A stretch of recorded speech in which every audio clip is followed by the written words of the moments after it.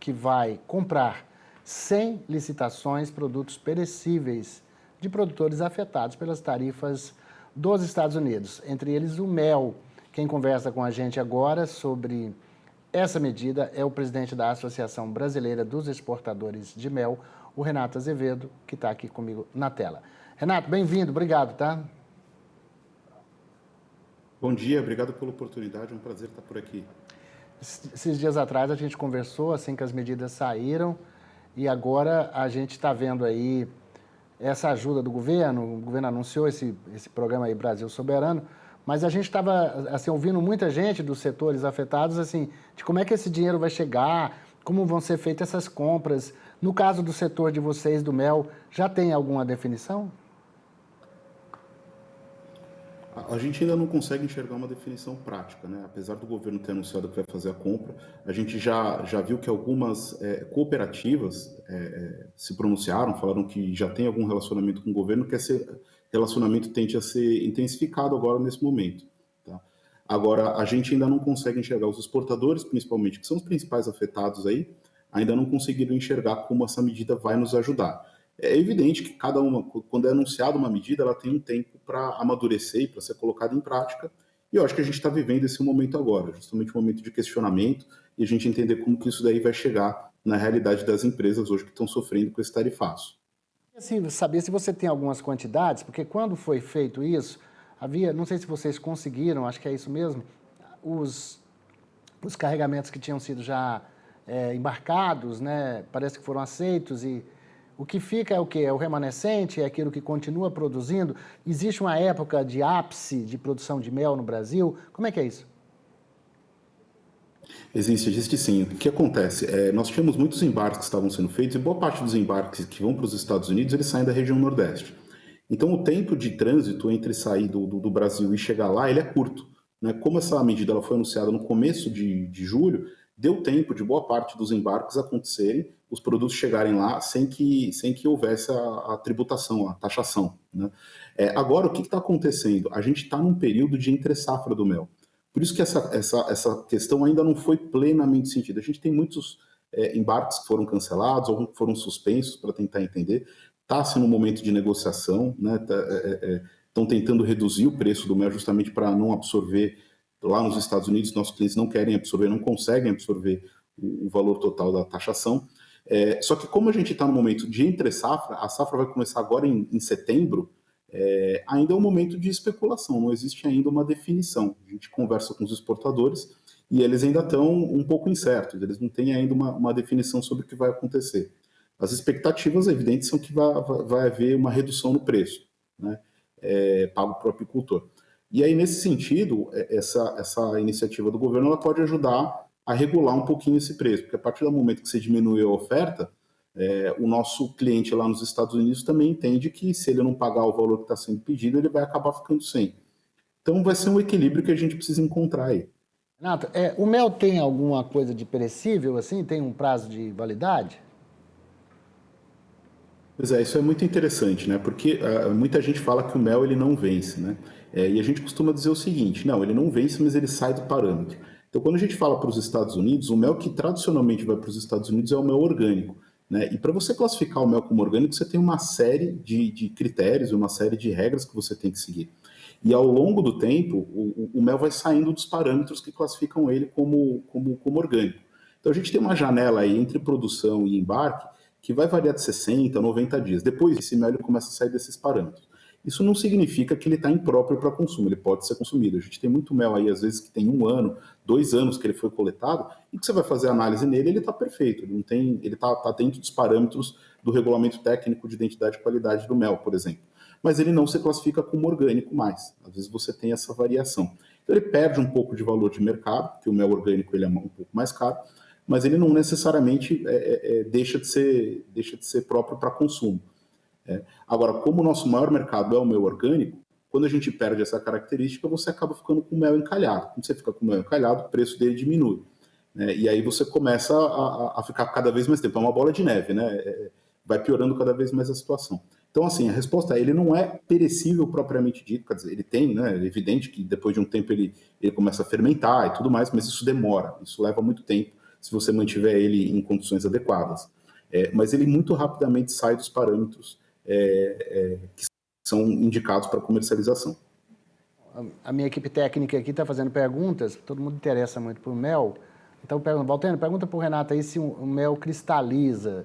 Às vezes a gente vê o mel, você coloca assim, não cai, está cristalizado, assim, não é mel, é mel fake. Aí você aproveita para poder esclarecer minha turma aqui que está aqui assistindo aqui. O mel cristaliza sim. Aliás, o mel bom é aquele que cristaliza, né? O que acontece? Existem alguns parâmetros no mel que você pode controlar para que ele cristalize um pouco depois ou um pouco antes, vai. E você tem algumas floradas que tradicionalmente elas cristalizam mais. Então, você pega, por exemplo, um mel de eucalipto, ele tradicionalmente vai cristalizar mais rápido.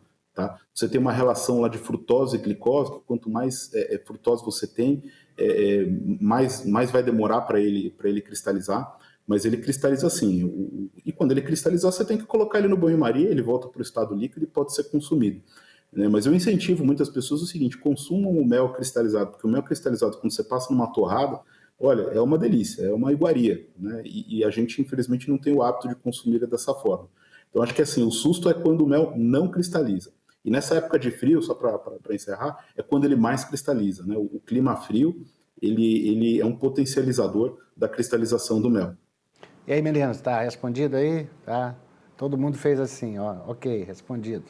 Ô, Renato, agora vamos voltar a falar do tema, é o seguinte, como é que tá? A gente está falando, o governo anunciou ajuda e falou, ó, carne e café tem mercado, o restante é mais complicado, mas hoje, por exemplo, eu queria que você desse alguns números que a gente dá aqui, mas acaba esquecendo, esse negócio tarifácio, toda hora tem um número novo.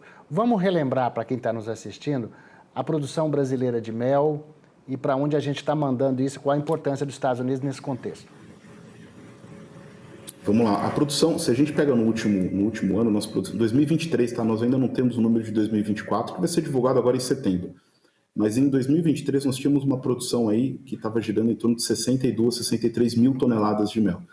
Tradicionalmente, essa produção ela tem subido algo em torno de 6 a 10%. Tá? Então é razoável a gente assumir aí que vamos chegar próximo dos 70 mil, das 70 mil toneladas de produção no ano de 2024.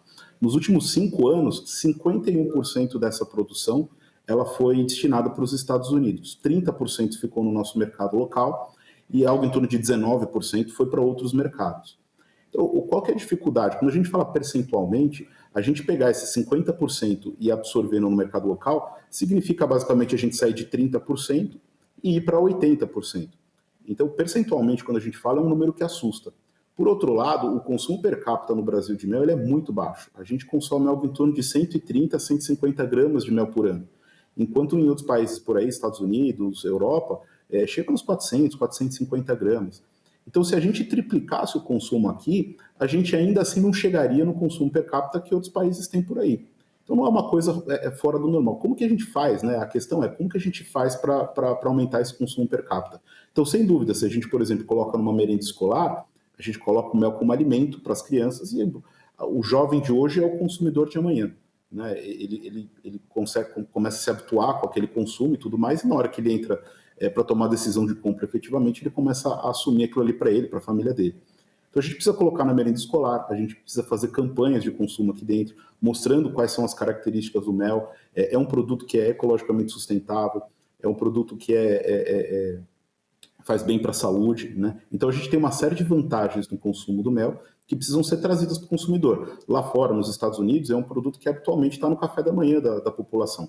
Aqui não, aqui a gente acaba consumindo mais como remédio. A gente quer um efeito terapêutico quando a gente está com aquela dor de garganta, resfriado, algum problema pulmonar. Então a gente precisa mudar essa dinâmica, isso daí é feito com propaganda. E todo tipo de incentivo ao consumo do mel consegue fazer com que a gente chegue nesse número aí. Então, apesar de percentualmente ser um número grande, não é uma tarefa impossível que a gente tem para frente aí.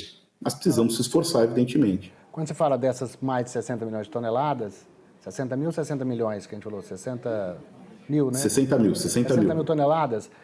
Nós estamos falando de que apis mellifera, tem também aquelas abelhas sem ferrão, os meliponíneos. Como é que é essa divisão aí? Isso. É basicamente a apis mellifera, tá? Quando a gente fala de tamanho de mercado, principalmente para exportação e a própria produção, eu diria para você que 99% é apis mellifera, né? A abelha nativa, ela é uma coisa recente, né? Apesar dela já existir há muito tempo e tudo mais, a exploração dela, ela vem ganhando aí bastante notoriedade, tem sido fruto de muito estudo, de muito incentivo, de muita pesquisa, mas ainda é algo muito tímido, tá? Primeiro, porque a produtividade dela é muito baixa, tá? Então, enquanto você pega, por exemplo, na apis mellifera, você consegue ir lá e retirar algo em torno de 60 quilos por caixa durante o ano, ao longo do ano, dentro de uma caixa de abelha, né?